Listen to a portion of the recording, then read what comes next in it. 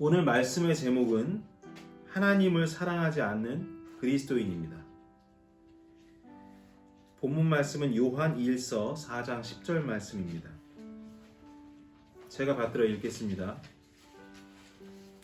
우리가 하나님을 사랑하지 아니하였으나 그분께서 우리를 사랑하시고 자신의 아들을 보내사 우리의 죄들로 인한 화해 헌물로 삼으셨나니 여기에 사랑이 있느니라. 여러분, 모두 하나님을 사랑하십니까? 하나님의 자녀가 된 여러분이 만약 하나님을 사랑하지 않는다 해도 지옥에 가는 건 아닙니다. 오늘 본문 말씀이 그걸 이야기하고 있는 겁니다. 제가 다시 읽겠습니다. 우리가 하나님을 사랑하지 아니하였으나 그분께서 우리를 사랑하시고 자신의 아들을 보내사 우리의 죄들로 인한 화해 헌물로 삼으셨나니 여기에 사랑이 있느니라. 이 말씀은 하나님의 전적인 사랑이 우리를 구원하셨다고 말씀해주고 있습니다.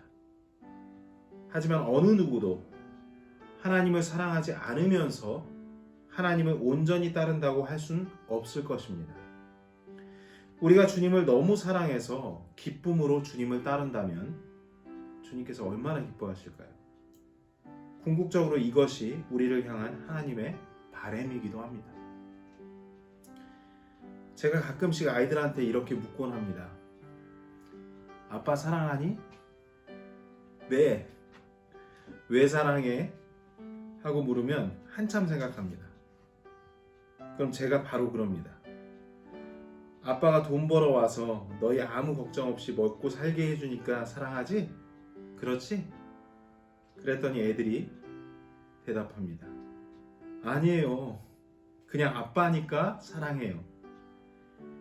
누구 말이 맞을까요? 이 두 사람 말에 다 정답이 있습니다. 엄마 아빠는 나한테 언제나 아낌없이 주실 수 있는 분이시고 늘 내 편이고 내 유익을 위해 야단도 치시는 분이라는 믿음이 늘 기본적으로 깔려있기 때문에 부모의 사랑을 받아들이게 된 겁니다. 하루아침에 얻어진 일이 결코 아니죠. 오랜 기간 부모님 품 안에서 사랑을 받으며 자라왔기 때문에 자녀가 부모에게 사랑한다라고 말하는 게 너무나 자연스럽고 당연하게 된 겁니다. 우리가 아직 하나님을 진심으로 사랑하지 못한다면 그것은 아버지의 사랑을 잘 모르고 있기 때문이고 그 사랑을 제대로 누리지 못하고 있기 때문입니다. 누가 저에게 진지하게 당신은 진심으로 하나님을 사랑하십니까? 하고 묻는다면 전 솔직히 자신 있게 말씀 못 드릴 것 같아요. 그분의 명령을 지키는 자가 하나님을 사랑하는 자라는 말씀이 있습니다. 기억하시죠? 저는요, 하나님을 사랑하는 걸 증명해 보이려고 최선을 다해 명령들을 지키려고 노력했습니다. 하지만 하나님을 사랑해서 명령을 지킨 게 아니었어요. 제 마음을 제가 들여다보니 하나님을 사랑하는 마음이 제 안에 별로 없다는 걸 알게 됐습니다. 분명 하나님의 긍휼과 은혜로 저는 자녀가 됐지만 내가 받은 긍휼과 은혜는 딱 구원받은 정도까지만 나에게 영향을 미쳤습니다. 그 이유는 제가 거기서 만족했기 때문이에요. 구원받았으면 됐지 또 뭐가 필요한가?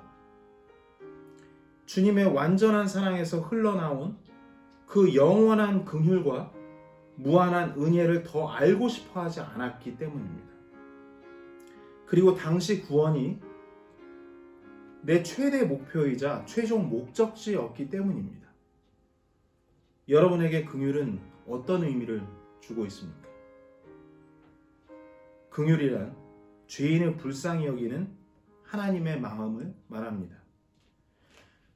이렇게 뜻을 알아도 그 긍휼의 깊이를 짐작할 수 없다면 우리가 주님의 긍휼이 영원하도다란 시편 구절을 읽는다 해도 저처럼 주님 성품 가운데 긍휼도 그냥 있는 거구나. 주님의 어떤 속성 중에 하나구나 하고 그냥 이해하는 정도에서 머무르게 됩니다. 그렇다면 여러분에게 은혜란 어떤 의미입니까? 은혜란 자격 없는 자들에게 주어지는 혜택을 말합니다.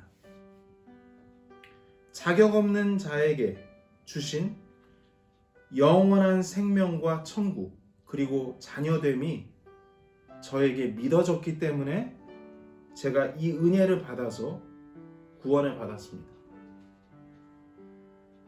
나 같은 죄인한테까지 이런 큰 선물을 주시다니 얼마나 신나서 덥석 받았는지 모릅니다.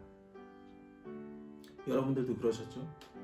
그 긍휼과 은혜가 있어서 구원을 받으신 겁니다.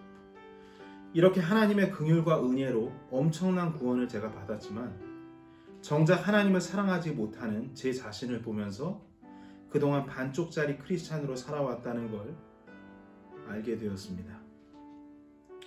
이것은 마치 철 모르는 아이가 부모의 사랑을 헤아리지 못하는 것과 똑같습니다. 부모의 사랑은 미숙한 아이가 느끼기엔 너무나 커서 느끼지 못하는 법입니다. 그렇게 많은 사랑과 돌봄을 아이가 받았지만 아이한텐 그것이 일상이고 당연한 것이 되어버린 거죠. 우리 신앙은 지금 몇 살일까요? 하나님의 엄청난 사랑을 눈뜨고도 몰라보고 있는 상태. 항상 나 중심적이다 보니 잘 되면 다 내 탓이고 안 되면 하나님 탓 아니면 남 탓하는 어린아이 신앙은 아닌가요? 당신이 하나님을 사랑하지 못하고 이렇게 좀 얌체 같은 신앙생활을 하게 된 결정적인 이유가 있습니다. 그것은 오랜 기간 당신의 모든 관심이 구원에만 맞춰져 있었기 때문입니다. 구원만 강조하다 보니 하나님께서 우리 일상에 베풀어 주신 사랑을 발견하지 못했던 겁니다. 여러분, 하나님께서는 창조가 시작되기 전부터 당신을 만들 걸 미리 계획하셨습니다. 믿습니까? 당신의 출생과 사망 시기, 시간까지 정해놓으셨을 뿐만 아니라 당신의 영원한 생명도 계획하셨음을 아십니까? 그게 다가 아닙니다.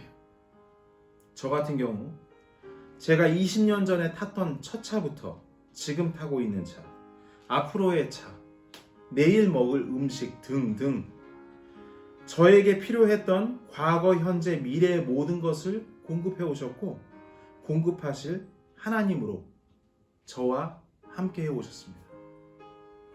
사랑하는 가족인 당신의 아내는 어떻습니까?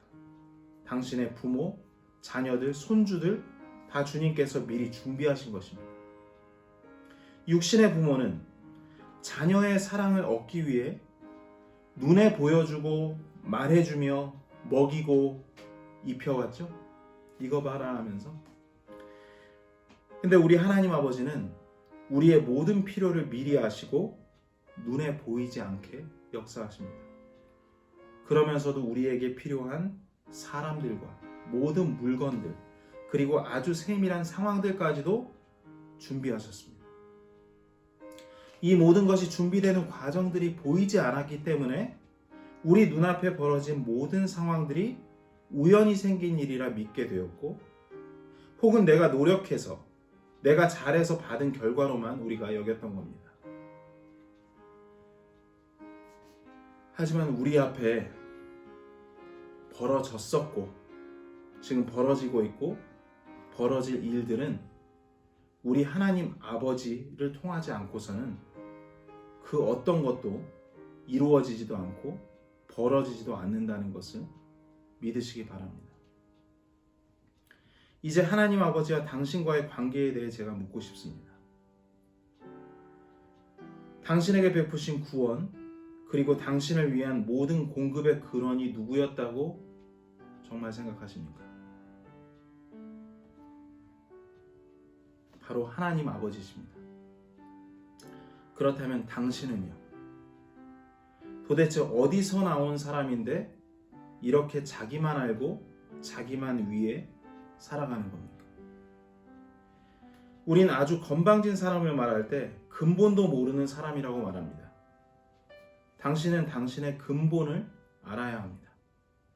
당신의 근본이 하나님이기 때문입니다. 하나님께서 당신의 주인이란 말입니다. 그러므로 하나님께서 당신의 모든 것이 되셔야 합니다. 이 말은 당신이 하나님을 위해 살아야 한다는 걸 의미합니다. 여러분, 여기서 우리는 하나님 아버지께서 자녀인 당신에게 베푸신 사랑을 발견할 수 있습니다. 당신이 하나님을 위해 살면 살수록 그 모든 수고가 열매가 되어 당신 이름으로 된 하늘 보물 창고에 쌓인다는 것입니다. 당신이 걸어온 길을 돌아보십시오.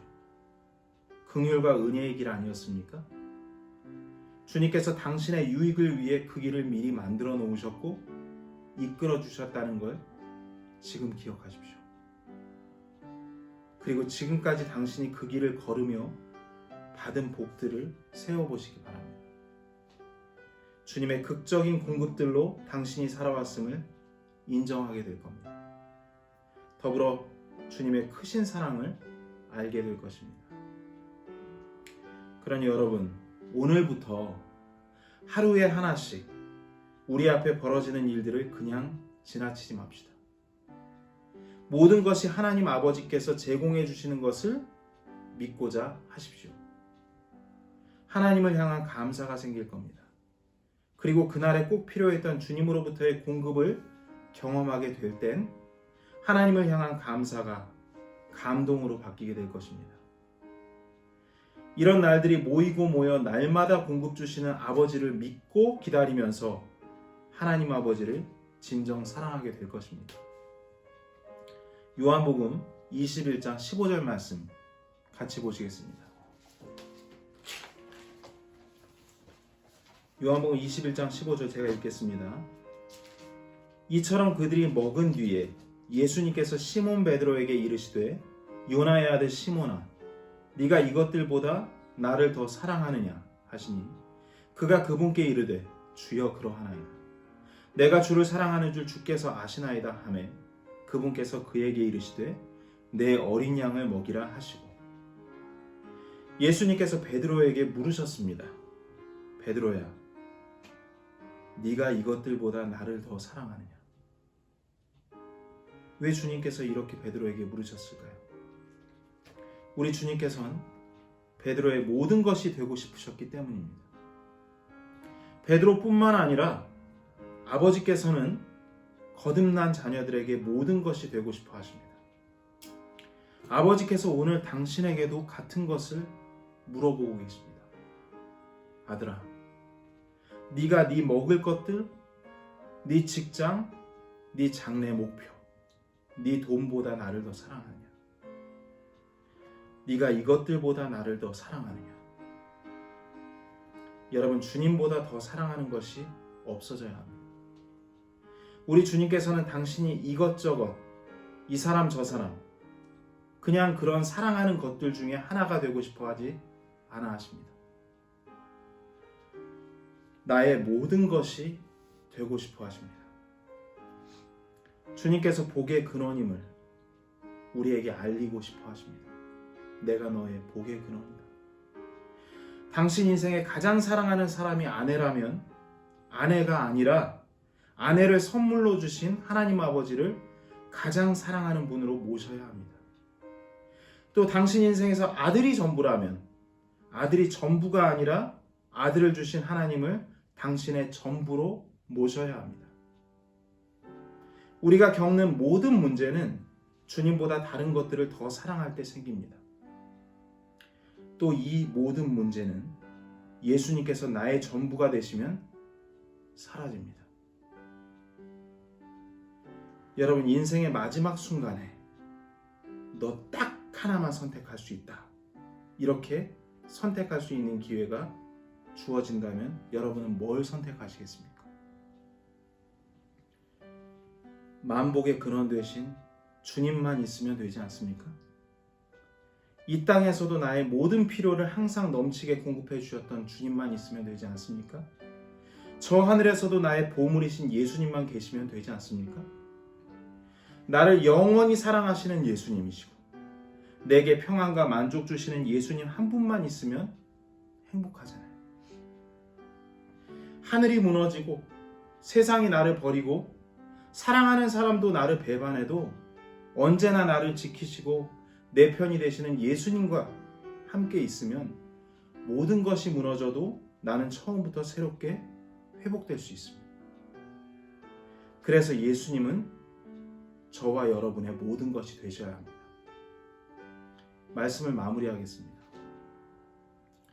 저를 포함한 많은 그리스도인들이 주님의 긍휼과 은혜를 통해 구원만 받고 주님보다 다른 것들을 사랑하며 이제껏 살아왔습니다.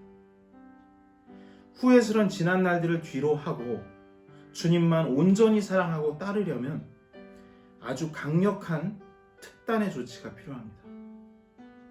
우리 인생이 바뀌기가 쉽지가 않습니다. 우리 힘으론 결코 할 수 없습니다. 성도 여러분, 우리가 하나님을 사랑하려면 우리가 하나님을 사랑하지 않는 자임을 먼저 인정해야 합니다. 또 우리가 하나님을 사랑할 수 없는 자임을 인정해야 합니다. 하나님을 사랑한다고 하나님께 거짓말하고 나 자신도 속여왔던 자신 스스로를 고백해야 합니다. 하나님, 저는 그저 하나님이 두려워서 신앙생활을 해왔습니다. 그냥 하나님을 따르는 것이 맞고 그것이 이득이라 생각해서 주님을 따랐습니다. 하지만 제 안에 하나님을 사랑하는 마음이 없고 사랑할 능력도 없다는 것을 알고 지금 너무 괴롭습니다. 이런 솔직한 고백이 있어야 됩니다. 여러분, 자기 병을 알아야 그 병을 고칠 수가 있는 겁니다. 한때 베드로는 누구보다 예수님을 사랑한다고 자부하는 제자였지만 3번의 배반을 통해 육신의 각오나 힘으로는 예수님을 사랑할 수 없다는 것을 뼈저리게 깨달았습니다. 이제 육신의 모든 힘이 빠진 사람이 돼서 이렇게 얘기합니다. 주여, 그러하나이다. 내가 주를 사랑하는 줄 주께서 아시나이다. 이렇게 얘기하며 자신의 마음을 겸손히 주님께만 보입니다. 베드로처럼 자신의 힘으론 주님을 사랑할 수 없다는 것을 우리도 인정해야 합니다. 그래야 그 병을 고치시는 주님께 나아가 치료를 받을 수 있습니다. 그럼 우리가 어떻게 해야겠습니까? 바울은 사랑하지 못하는 그리스도인들에게 이렇게 기도하라고 말합니다. 에베소서 3장 17절부터 19절 말씀 보시겠습니다. 에베소서 3장 17절 19절입니다. 제가 읽을게요. 믿음을 통해 그리스도께서 너희 마음속에 거하게 하시고 또 너희가 사랑 안에서 뿌리를 내리고 털을 잡아 모든 성도들과 함께 너비와 길이와 깊이와 높이가 어떠함을 능히 깨닫고 지식을 뛰어넘는 그리스도의 사랑을 알아 하나님의 모든 충만하심으로 충만하게 되기를 구하라. 사랑을 깨닫고 충만하게 되기 위해 스스로 노력하라고 했습니까? 아닙니다.